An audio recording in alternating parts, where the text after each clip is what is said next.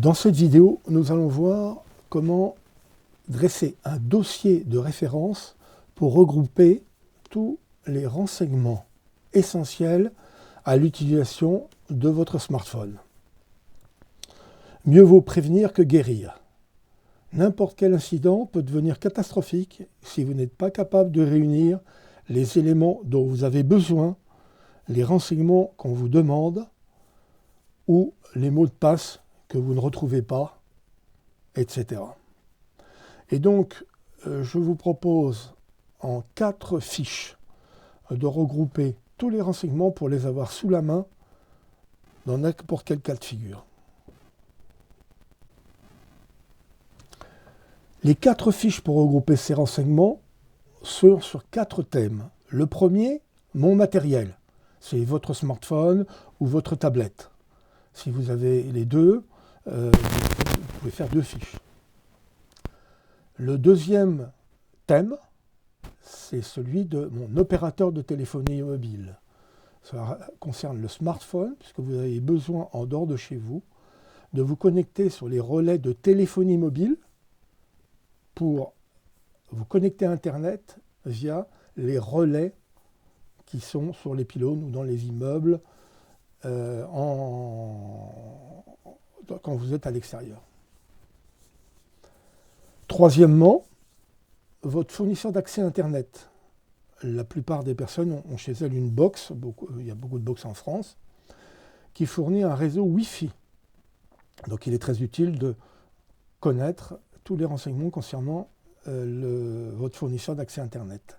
Alors ne confondez pas le fournisseur d'accès Internet et l'opérateur de téléphonie Internet.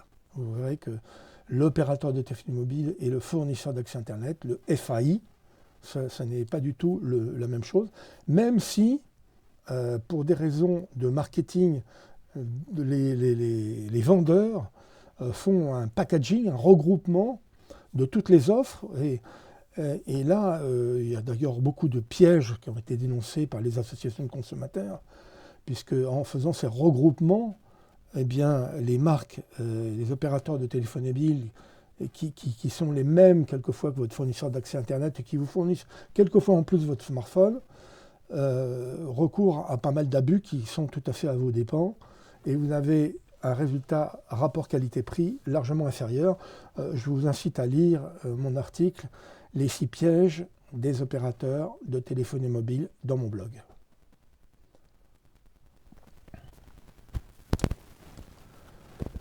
Voici les contenus résumés des 4 fiches que vous allez avoir à remplir en détail. Donc pour le matériel, il s'agit de connaître exactement la marque et le modèle exact de votre smartphone ou de votre tablette. Alors ne vous contentez pas d'une appellation générale, il faut le modèle exact pour pouvoir identifier votre appareil. La version Android, vous verrez comment récupérer votre version Android. C'est utile pour savoir pas mal de choses, où vous en êtes dans la compatibilité avec les applications, enfin pas mal de choses. Le code PIN, vous verrez l'utilité du code PIN, c'est celui que vous utilisez régulièrement pour déverrouiller votre appareil. Le code PUC, qui peut vous servir si vous perdez le code PIN. Donc ces 2 codes sont des codes secrets. Vous ne devez pas les divulguer, évidemment. Le code IMEI, c'est l'identité de votre appareil. Il y a quelquefois d'ailleurs les appareils à double SIM ont plusieurs codes IMEI. En tout cas, avec un code IMEI, vous retrouvez votre appareil et vous avez besoin de votre code IMEI pour faire des déclarations auprès des fournisseurs ou auprès de la police si vous perdez votre appareil. La notice de votre appareil est essentielle. Alors, tout le monde n'est pas aussi bien loti pour les notices. Il y a certains constructeurs, Huawei et Xiaomi, pour ne pas les citer, non seulement se permettent de faire des originalités sur leurs appareils. Alors il y a certains appareils Huawei ou Xiaomi où ils respectent la version Android stock, c'est-à-dire la version Android brute d'original de Google. Mais pour d'autres, il y a beaucoup de changements, de variations qui ont pour conséquence qu'on ne s'y retrouve pas.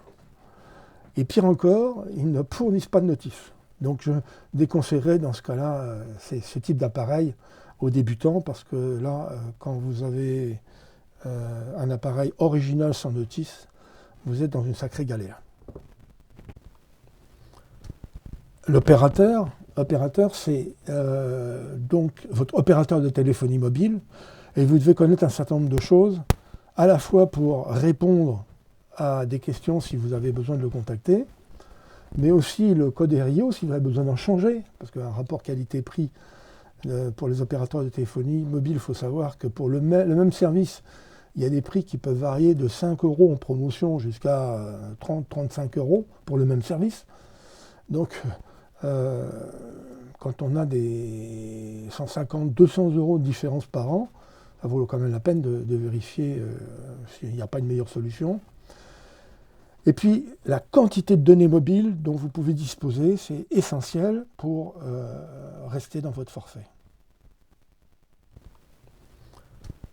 L'opérateur, c'est donc votre opérateur de téléphonie mobile, et vous devez connaître un certain nombre de choses, à la fois pour répondre à des questions si vous avez besoin de le contacter, mais aussi le code RIO si vous avez besoin d'en changer, parce qu'un rapport qualité-prix pour les opérateurs de téléphonie mobile, il faut savoir que pour le même service, il y a des prix qui peuvent varier de 5 € en promotion jusqu'à 30-35 € pour le même service. Donc, quand on a des 150-200 € de différence par an, ça vaut quand même la peine de vérifier s'il n'y a pas une meilleure solution. Et puis, la quantité de données mobiles dont vous pouvez disposer, c'est essentiel pour rester dans votre forfait. Enfin, le compte Google. Le compte Google, c'est l'adresse Gmail et le mot de passe que vous déclarez quand vous démarrez votre smartphone. Le smartphone a un système d'exploitation qui s'appelle Android, qui est le système d'exploitation basé sur l'open source qui a été développé après par Google. Et quand vous démarrez votre smartphone, on vous demande une identification, ce qui permet après pour vous de charger des applications Android sur le magasin d'applications de Google, d'être identifié, de pouvoir vous connecter et vous utiliser les services de Google, utiliser les services du cloud, c'est-à-dire avoir des données de stockage, 15 gigaoctets de données de stockage dans le cloud, et puis pouvoir sauvegarder et synchroniser vos données entre vos appareils, entre votre smartphone, votre ordinateur et tous les appareils à partir de votre compte Google et de son, c'est à l'adresse mail et de son mot de passe. Donc il est essentiel. Pour remplir les 4 fiches dont vous pouvez télécharger ces 4 fiches avec l'adresse mail qui figure tout en bas de ce paragraphe, télécharger les 4 fiches à remplir. Voilà, on peut les imprimer. Si vous n'avez pas d'imprimante, vous les recopiez. Je vous propose 2 articles qui vous aident à trouver les renseignements nécessaires. Le premier article, c'est documenter et garder sous la main tous les renseignements utiles. Alors, il y a des liens dans cet article qui détaillent certains aspects de cette recherche, donc vous pouvez aussi les suivre. Mais donc, je vous conseille de regarder bien attentivement comment documenter tous ces renseignements. Vous en aurez besoin aussi si vous changez de smartphone ou si d'autres personnes vous posent des questions pour les aider à débrouiller des situations compliquées. Tous ces renseignements sont importants. Et le deuxième article que je vous conseille de lire et de travailler, c'est la notice de votre appareil pour vous aider. En général, pratiquement aucun fabricant de smartphone ne fournit une notice papier avec son smartphone. Donc vous la retrouvez sur Internet. C'est pas toujours facile de retrouver une notice de smartphone ou de tablette sur Internet parce que des petits malins, ou plutôt malhonnêtes, cherchent à utiliser la recherche de notices, soit pour vous prendre votre adresse mail, en vous demandant une adresse mail pour vous envoyer la notice, vous n'avez absolument pas besoin de faire ça, soit, même pire, vous faire payer.